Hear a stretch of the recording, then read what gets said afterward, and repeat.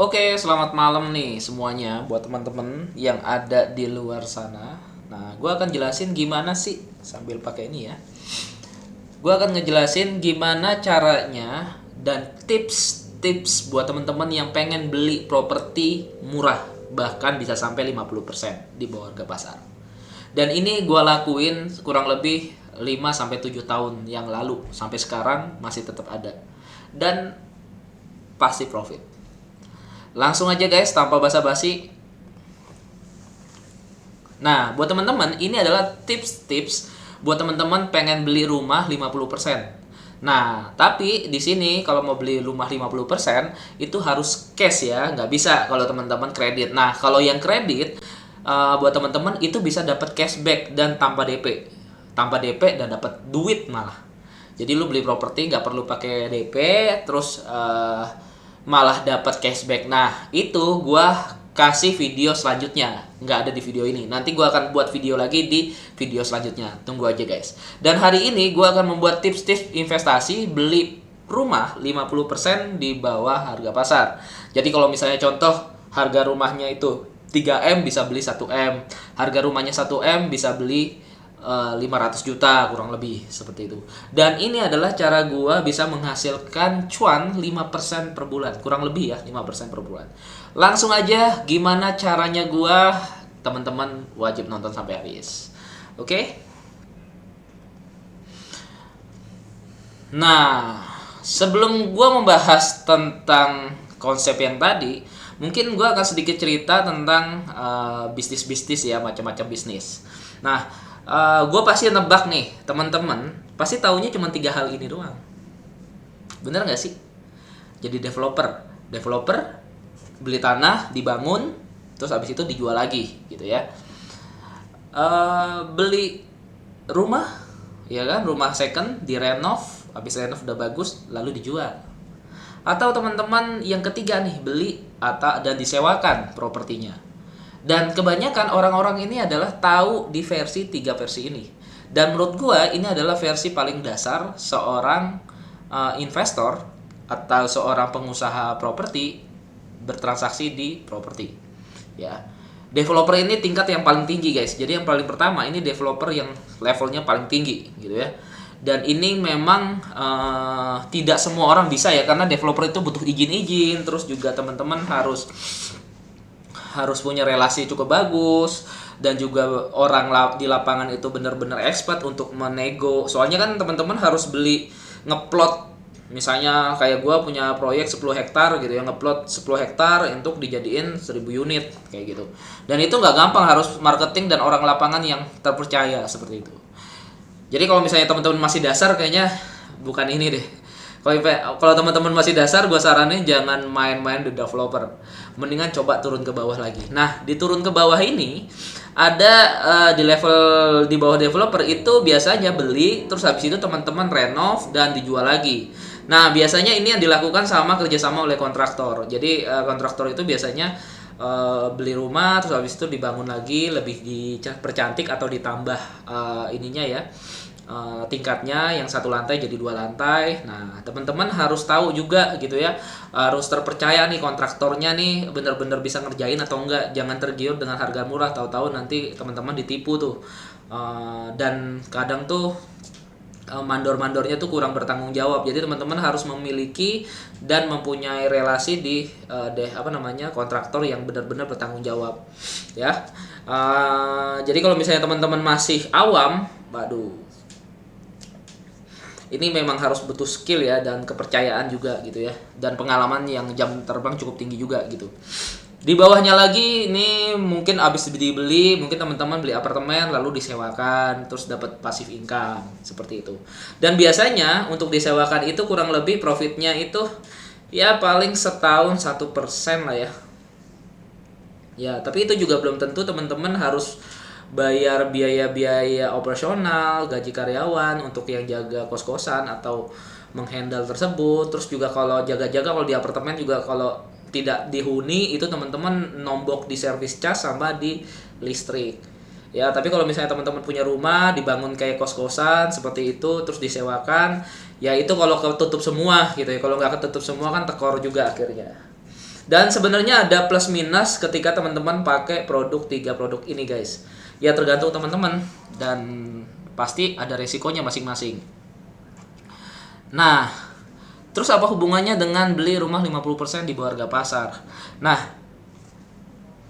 kalau yang tadi gue udah jelasin, itu memiliki yang namanya adalah, teman-teman harus tahu ya. Yang tadi gue udah ucapin itu dari developer, beli rumah, terus direnov lalu dijual, terus juga beli dan disewakan. Selanjutnya juga teman-teman juga harus menghitung dalam arti resikonya dan bagaimana cara penjualannya dan lain-lain. Dan menurut gue ini masih punya resiko gitu ya. Contoh misalnya developer, kalau teman-teman salah perhitungan bisa kalah gitu, kalah sama bunganya, sama bunga bank gitu kalau pinjam ke uangnya pinjam ke bank. Terus kalau misalnya beli terus direnov dijual juga belum tentu bisa kejual cepat. Bahkan kalau misalnya kejualnya lama itu bangunannya bisa jadi rusak gitu ya, turun harganya. Yang ketiga adalah beli dan sewa properti. Nah, kalau beli ini mungkin habis itu disewa, itu biasanya memang kalau bagus disewa terus ya bagus, tapi jaga-jaga kalau misalnya kayak gini nih pandemi, yang terjadi adalah orang nggak ada sewa, nggak ada yang kontrak, terus akhirnya apa? Ya kita terbebani dari service charge, biaya-biaya lainnya, ya biaya-biaya opsional. Nah ini kalau menurut gua, ya ini menurut gua adalah ini guys, yes, ini adalah problem. Ya, jadi problem ini yang sebenarnya teman-teman harus ketahui, gitu ya. Yang teman-teman harus ketahui, kenapa? Karena problem ini adalah resiko, ya di bisnis properti juga ada resiko, walaupun sebenarnya resikonya hanya waktu, gitu ya. Resiko di properti itu hanya waktu, walaupun teman-teman belinya kemahalan, yang mungkin 5 tahun, 10 tahun lagi masih tetap untung. Berarti resikonya kalau di properti memang sudah tidak ada, tapi tetap di waktu. Nah, seberapa cepat teman-teman duitnya muter, kayak gitu ya. Gimana caranya supaya duitnya teman-teman muter, dapat cuan gitu, balik modalnya kapan gitu ya. Itu adalah problem dan harus memiliki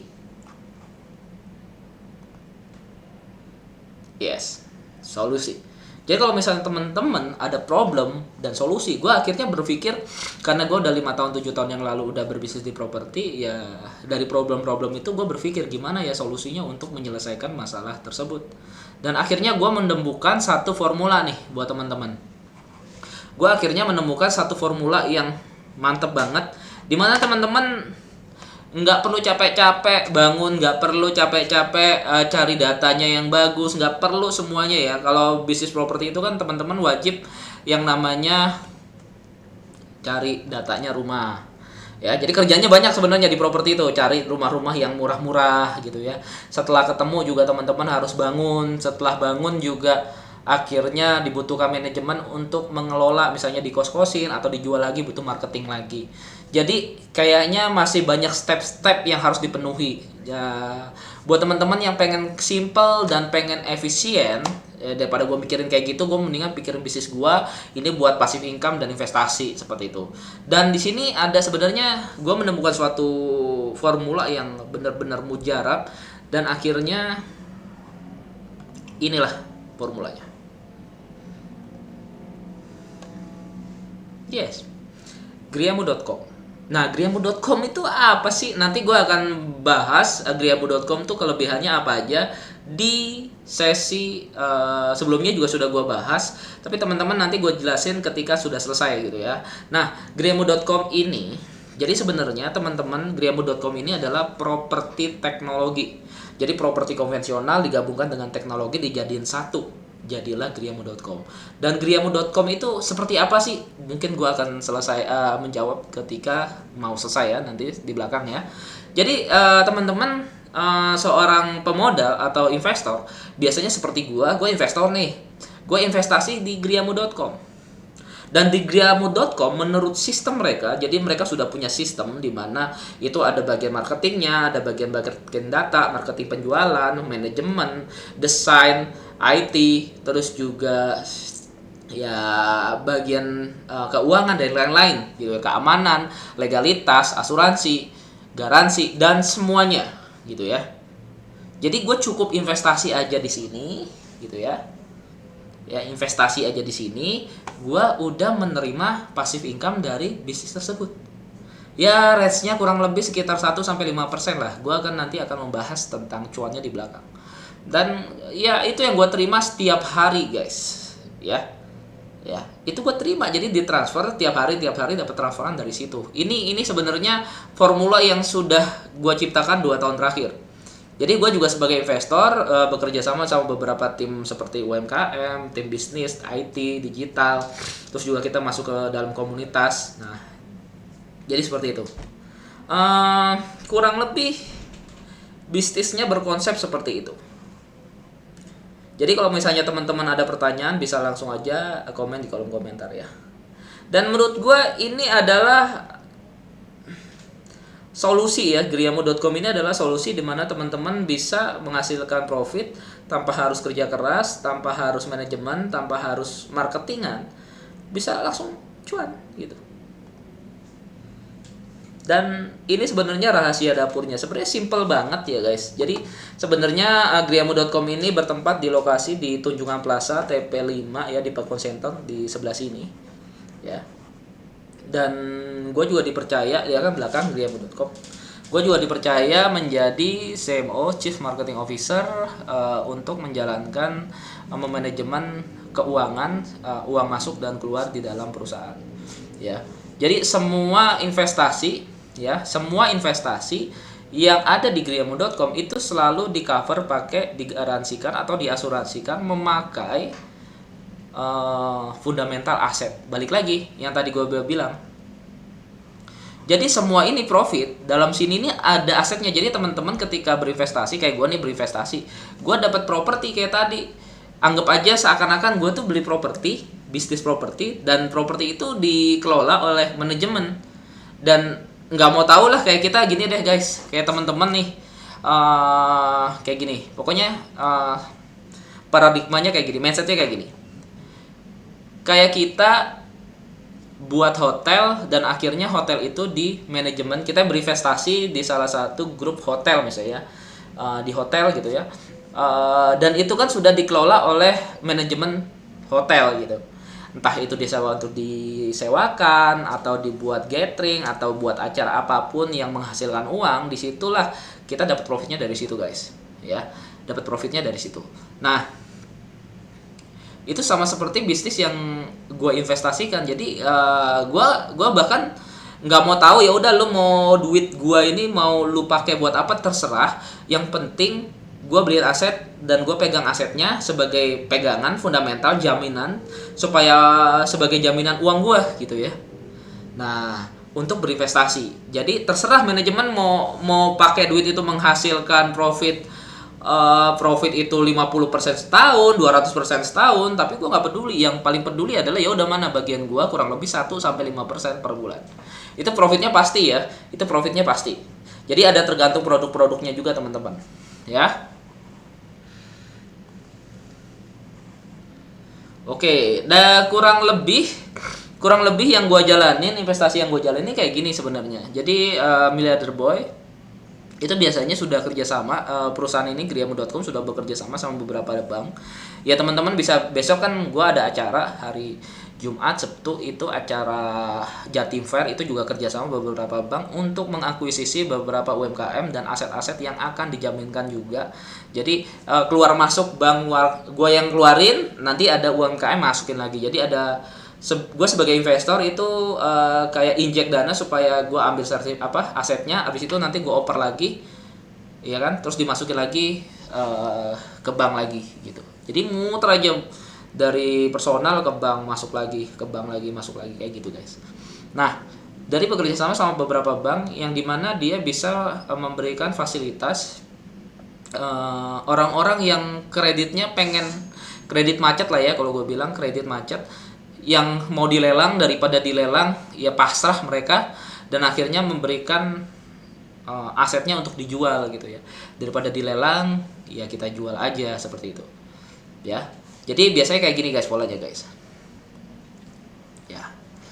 Ya, jadi ini Milliarder Boy masuk ke bank, ya banknya ini bekerja sama untuk kita, di mana mereka tuh memberikan fasilitas karena udah kerja sama cukup lama, lebih dari 5 tahun, kita dikasih fasilitas untuk mendapatkan listing-listing yang terbaik, di mana orang-orang yang kredit macet gitu ya, orang-orang yang mau dilelang, tapi bukan beli di lelang ya. Kalau beli di lelang kan gue belinya ke bank nih.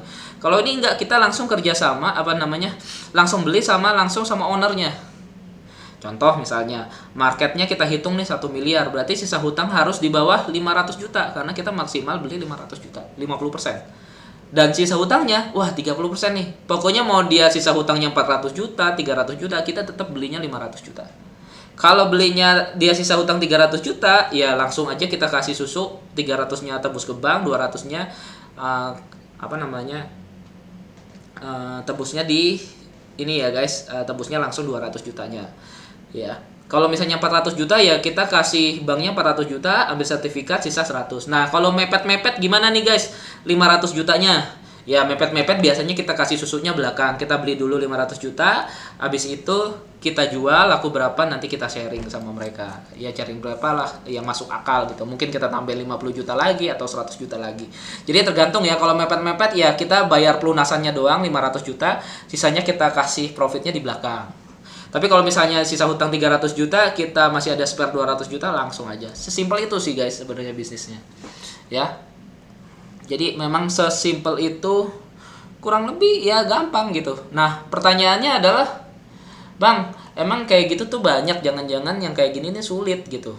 Lu paling setahun cuma satu, enggak, banyak banget. Lu bayangin ya, di dalam bank aja itu MPL itu macet itu kurang lebih 5%. Bank itu memiliki aset kurang lebih satu bank di Surabaya, itu di Jawa Timur doang. Itu kurang lebih satu bank, satu pusatnya itu dia mencairkan dana kurang lebih ratusan miliar gitu, dan kurang lebih ada 100-200an listing kredit-kredit yang macet ya. Ya, kredit-kredit yang macet itu ada ratusan listing. Ribuan dia meng-ACC kredit-kredit itu ribuan rumah.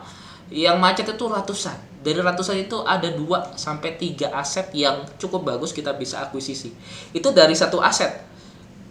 Di Surabaya itu banknya ada berapa biji gitu. Belum lagi se-Indonesia Raya. Jadi kalau misalnya banyak nggak sih rumah yang kredit macet kita bisa akuisisi? Banyak. Tapi terkadang orang nggak tahu cara cara ininya guys, cara carinya. Oleh karena itu, memang karena susah, gue juga malas ribet banget ngapain ngurusin kayak gitu. Yaudah gue investasi biar manajemen yang ambil data, terus juga beli, terus juga transaksi, ngatur, sewa, dan lain-lain. Yang penting gue minta profitnya sekian. Profitnya berapa? Nah, balik lagi nih, ini profitnya kurang lebih segini. Gue pokoknya target 1-5%, 1% sampai 5% itu per bulan, gak usah muluk-muluk. Misalnya ada orang yang nawarin 10%, 20%, ya udah ambil aja sisanya. Sisanya gue minta 1-5%. Sesuai dengan kesepakatan, ya. Jadi gue nggak terlalu mau itu manajemennya mau dapet 50% terserah, sebulan 50% terserah, yang penting gue minta 5% dan gue pegang jaminan. Jadi ada beberapa dulu ya, orang nawarin gue bisnis. Aku punya bisnis kayak gini, butuh dana 200 juta. Ya, dia presentasi panjang lebar gitu ya. Presentasi panjang lebar dari A sampai Z, A, Z gitu ya. Terus gue bilang lu kan bilang 30% profitnya sebulan. Ya segini deh, gue males ribet gitu ya. Lu kasih gue jaminan deh, gue minta 5% sebulan. 1-5% lah sebulan, gue minta jaminan. Ada beberapa tuh orang yang ngomongnya gede dan akhirnya coba deh lu ketika ditawarin produk itu, ya udah minta jaminan deh. Sisanya lu kasih gua profit, lu bilang 30%. Seberapa yakin enggak tadi bilangnya 90%. Ya udah gua minta jaminan dari lu. Kasih gua 5%, misalnya lu cuan sebulan 20%, 15% ambil 5% gua. Selesai udah. Gua malas ribet gitu.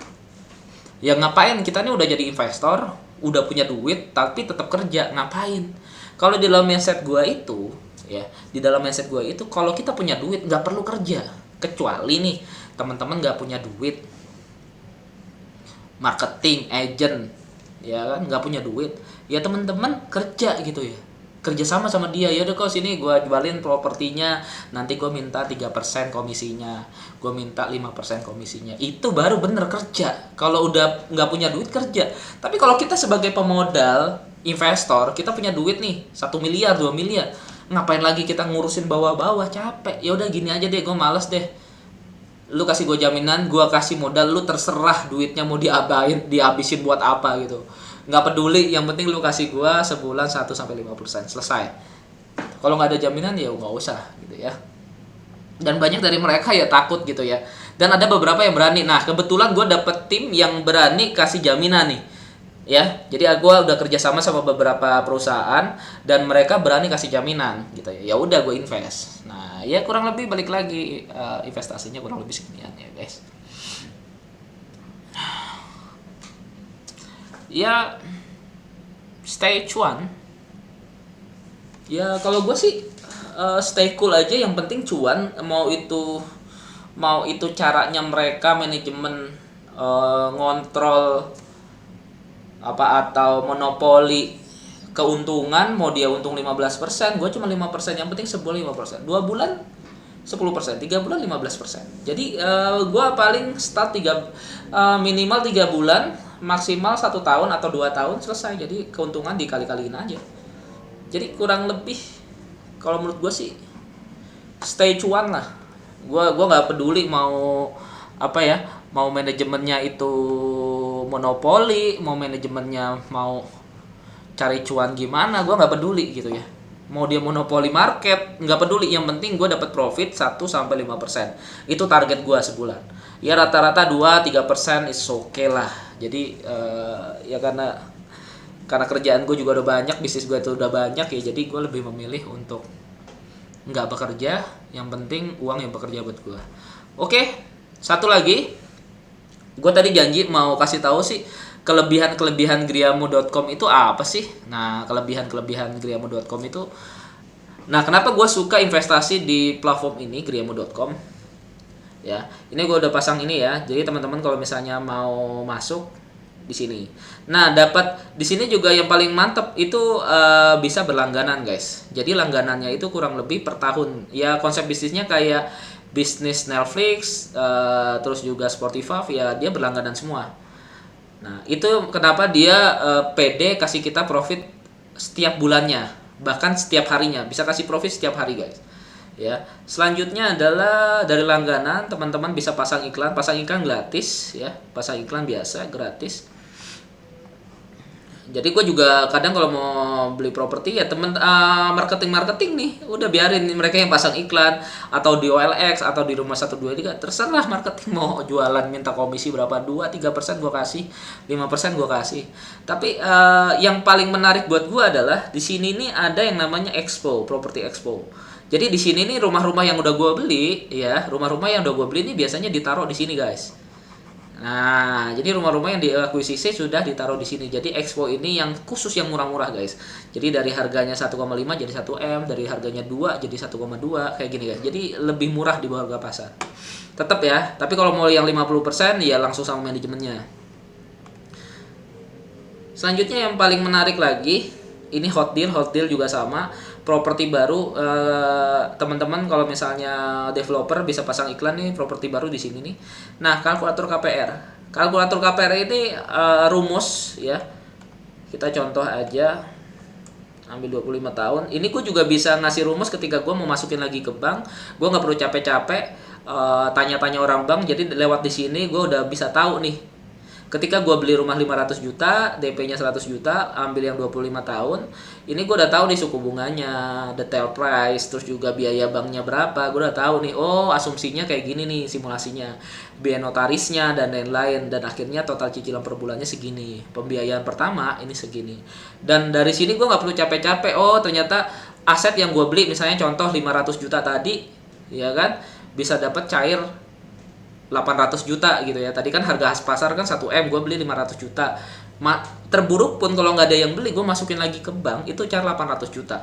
Kalau misalnya cair 800 juta, gue udah tahu nih perkiraannya kurang lebih berapa, 7,5. Oh masih masuk lah sambil dijual santai gitu. Yang penting kan gue udah dapet duitnya dulu gitu di depan. 800 juta. Terburuk pun kalau walaupun gua macet pun gua nggak rugi apa-apa. Gua ruginya malah rugi masih untung 300 juta.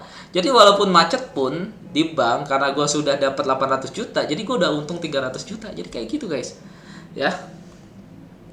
Selanjutnya yang paling keren lagi ngitung properti. Jadi gue di sini bisa tahu harga pasarnya, bisa dihitung di sini. Cara carinya tinggal di OLX aja. Ya, misalnya lu ke OLX, gue mau beli nih OLX berapa? Itu ya. Ya di OLX atau di griamu.com harga rumahnya ini mobil bekas properti. Nah kayak gini kan propertinya 5,7 M, gue udah tahu nih misalnya, oh segini, bener nggak nilainya segini gitu ya? Ya udah gue klik, misalnya gue mau beli nih harganya ini ya, tuh ya harganya sekitar 285 juta. Ya udah gue tinggal isiin di sini semua. Nah masuk sini semua nilainya berapa, gue next itu keluar harga pasarnya. Jadi bermanfaat banget. Jadi gue tinggal duduk manis, nanti transaksinya di notaris, gue pegang jaminan dan lain-lain. Yang paling penting adalah profitnya, guys. Gue nggak peduli lu mau monopoli market atau mau apa, gue nggak peduli. Yang penting gue profit gitu. Yang penting gue profit, guys. Kalau nggak profit ngapain lo bisnis? Oke, cukup sekian aja dari gue. Semoga konten-konten ini bermanfaat buat teman-teman. Bisanya teman-teman mau tanya-tanya, dibuatin konten, bisa komen di kolom komentar di bawah. Mungkin nanti gue akan buat videonya lagi lebih lengkap, guys. Thank you, guys.